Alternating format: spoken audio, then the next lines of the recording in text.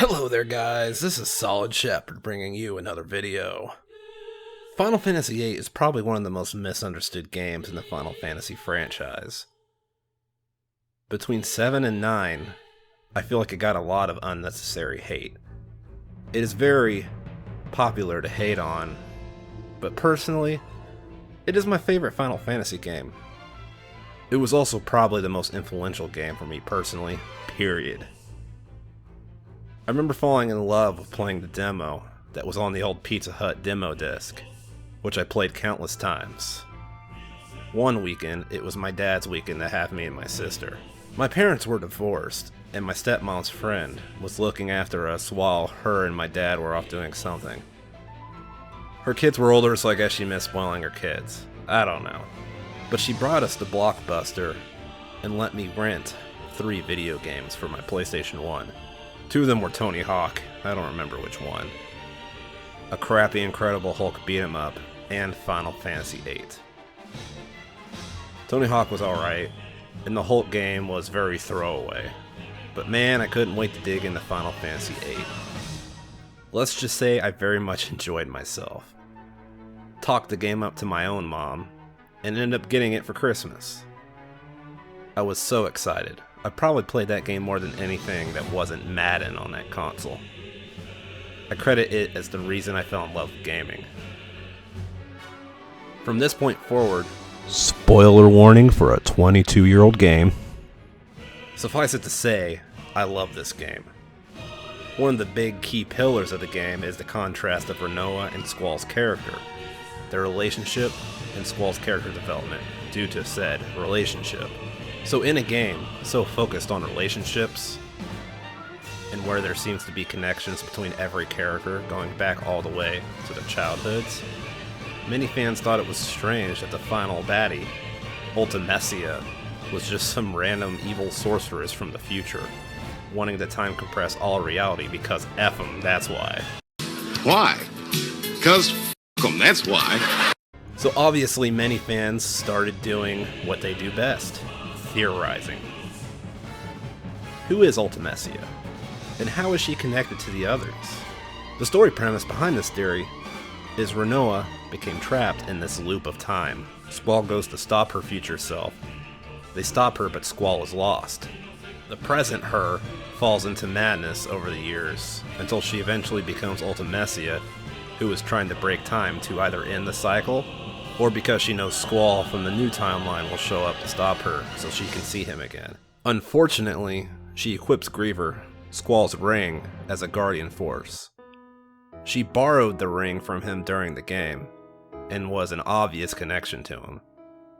We learned during the game how all the characters forgot they all grew up in the same orphanage together because equipped guardian forces take up space in their brains, causing memory loss. And so Rinoa slowly forgets Squall, her purpose, and who she is, and just ends up as this evil, all-powerful witch, trying to destroy everything.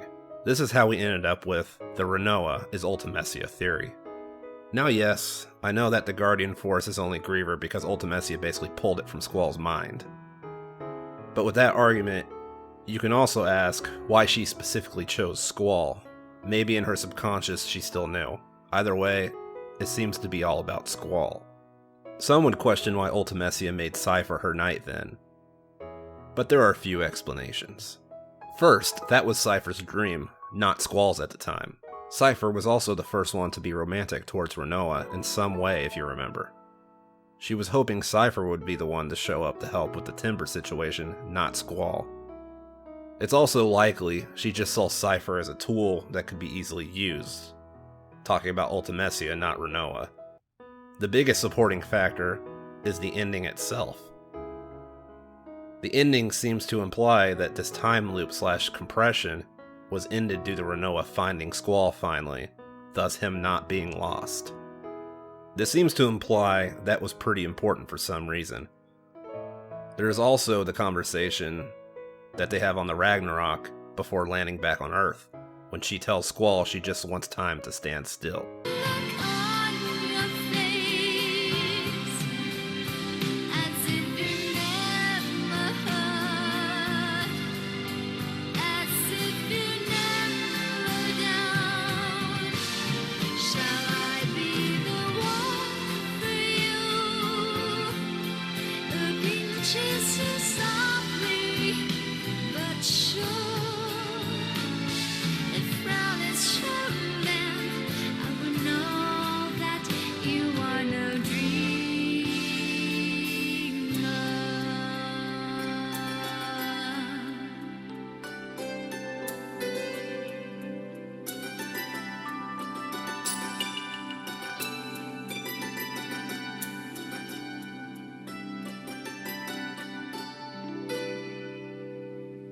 There are some other nods in the game, but I think you get the point.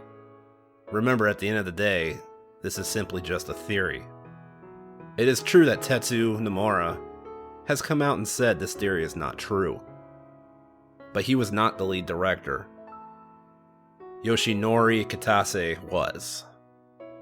Nomura was only an artist. Also consider this excerpt from the book The Legend of Final Fantasy VIII, using some David Lynch films as a foil to people who theorize video games.